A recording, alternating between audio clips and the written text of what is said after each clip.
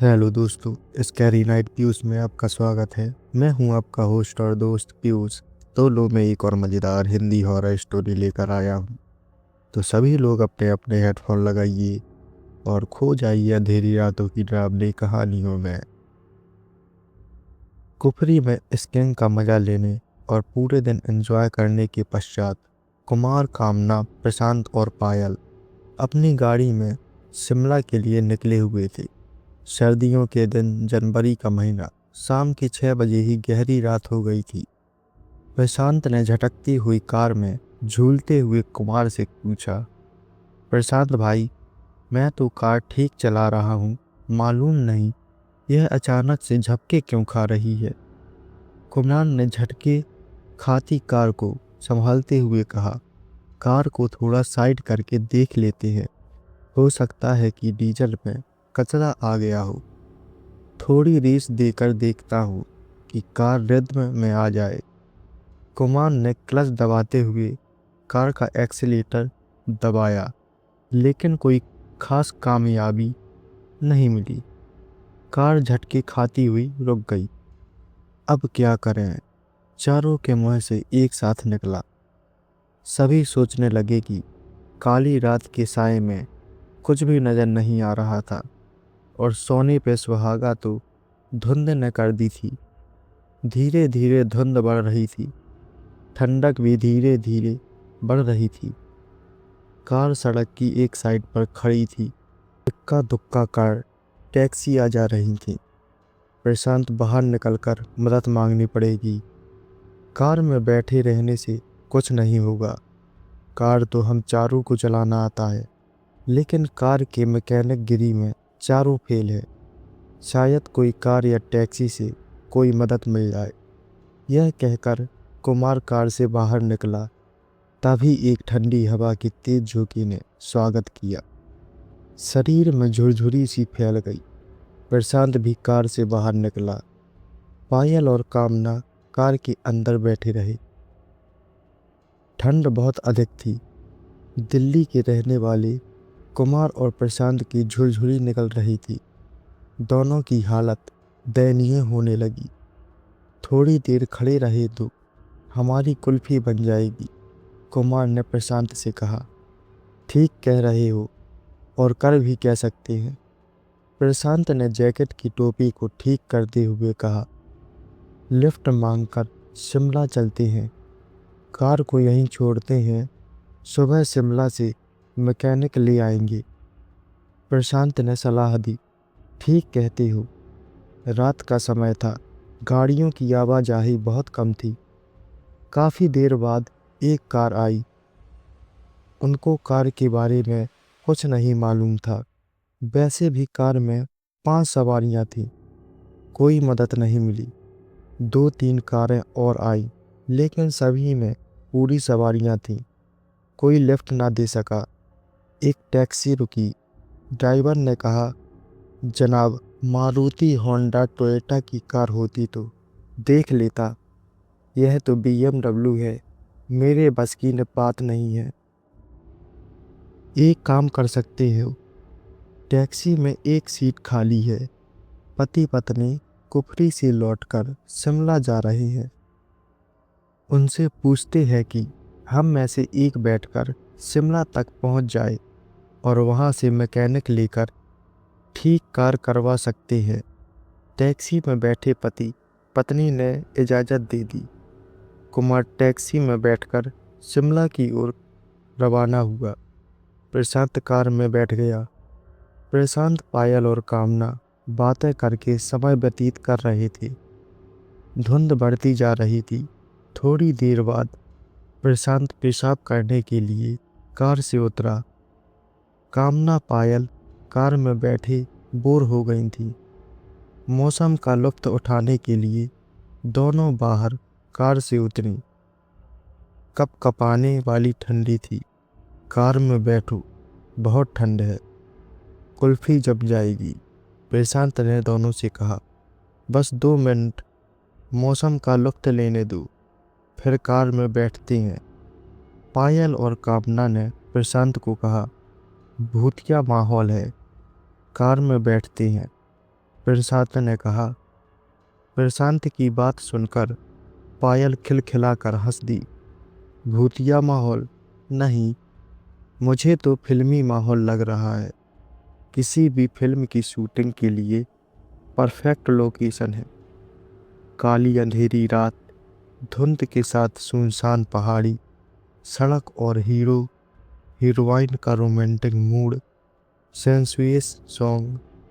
कौन सा गीत याद आ रहा है? तुम दोनों गाओ। मेरा रोमांटिक पार्टनर तो मैकेनिक लेने गया है। कामना ने ठंडी आह भरकर कहा। तीनों हंस पड़े। तीनों अपनी बातों में मस्त थे। उनको मालूम ही नहीं पड़ा कि कोई उनके पास आया है। एक शख्स जिसने केवल टी शर्ट और पैंट पहनी हुई थी प्रशांत के पास आकर बोला, आपके पास क्या माचिस है? इतना सुनकर तीनों चौंक गए। जहां तीनों ठंड में कांप रहे थे, वहीं वह शख्स केवल टी शर्ट और पैंट पहने खड़ा था। कोई ठंड नहीं लग रही थी। प्रशांत ने उसे ऊपर से नीचे तक गौर से देखकर कहा, आपको ठंड नहीं लग रही है क्या? उसने प्रशांत के इस प्रश्न का कोई उत्तर नहीं दिया, बल्कि बात करने लगा। आप भूतिया माहौल की अभी बातें कर रहे थे। क्या आप भूतों में विश्वास करते हैं? क्या आपने कभी भूत देखा है? नहीं, दिल्ली में रहते हैं, ना तो कभी देखा है और ना कभी विश्वास किया है। भूतों पर प्रशांत ने कहकर पूछा, क्या आप विश्वास करते हैं? हम पहाड़ी आदमी हैं। हर पहाड़ी भूतों को मानता है। उनका अस्तित्व होता है। उस शख्स की भूतों की बातें सुनकर कामना और पायल से रहा नहीं गया। उनकी उत्सुकता बढ़ गई। भाई कुछ बताओ भूतों के बारे में। फिल्मी माहौल हो रखा है, कुछ बात बताओ। उस शख्स ने कहा, देखिए, हम तो मानते हैं।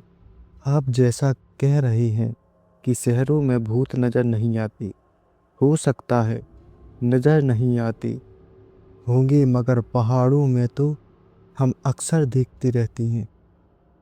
कहाँ से आते हैं भूत और कैसे होते हैं, कैसे नजर आते हैं? प्रशांत ने पूछा। उस शख्स के हाथ में सिगरेट थी। वह सिगरेट को हाथों में घुमाता हुआ बोला, भूत हमारे और आपके जैसे ही होते हैं। बेरोशनी में नजर नहीं आते हैं। होते कौन हैं भूत? कैसे बनते हैं? पायल ने पूछा। यहाँ पहाड़ों के लोगों का मानना है कि जो अकस्मात किसी दुर्घटना में मौत के शिकार होते हैं या फिर जिनका कत्ल कर दिया जाता है, वे भूत बनती हैं। उस शख्स ने कहा, क्या वे किसी को नुकसान पहुंचाते हैं, मारपीट करते हैं? प्रशांत ने पूछा। अच्छे भूत किसी को कुछ भी नुकसान नहीं पहुंचाते हैं। अच्छा, मैं चलता हूँ। सिगरेट मेरे पास है। आपके पास माचिस है तो दीजिए, सिगरेट सुलगा लेता हूँ। उस शख्स ने कहा। प्रशांत ने लाइटर निकालकर जलाया। उस शख्स ने सिगरेट सुलगाई। लाइटर की रोशनी में सिर्फ सिगरेट नजर आई। वह शख्स गायब हो गया। लाइटर बंद होते ही वह शख्स नजर आया। तीनों के मुंह से एक साथ निकला, भूत। तीनों, प्रशांत, पायल और कामना का शरीर अकड़ गया और बेसुध होकर एक दूसरे पर गिर पड़े। अकड़ा शरीर, खुली आंखें, लगभग मृतदेह के समान, तीनों मूर्छित थे। वह शख्स कुछ दूरी पर खड़ा सिगरेट पी रहा था। तभी वहां आर्मी का ट्रक गुजरा। उसने ट्रक को रुकने का इशारा किया। ट्रक ड्राइवर उसे देखकर समझ गया कि वह कौन है। ट्रक से आर्मी के जवान उतरे और तीनों को ट्रक पर डाला और शिमला के अस्पताल में भर्ती कराया।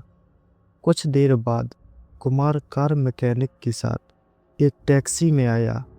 अकेली कार को देख परेशान हो गया। तीनों कहाँ गए? वह शख्स जो कुछ दूरी पर था कुमार को बताया कि ठंड में तीनों की तबीयत खराब हो गई। आर्मी के जवान उन्हें अस्पताल ले गए हैं, कहकर वह शख्स विपरीत दिशा की ओर चल दिया। मैकेनिक ने कार ठीक की और कुछ देर बाद शिमला की ओर रवाना हुए। कुमार सीधा अस्पताल गया, डॉक्टर से बात की। डॉक्टर ने कहा कि तीनों को सदमा लगा है, वैसे घबराने की कोई आवश्यकता नहीं है, लेकिन सदमे से उभरने में समय लगेगा। कुमार को कुछ समझ नहीं आया कि उन्होंने क्या देखा कि इतने सदमे में आ गए। अगली सुबह आर्मी ऑफिसर अस्पताल में तीनों को देखने आया।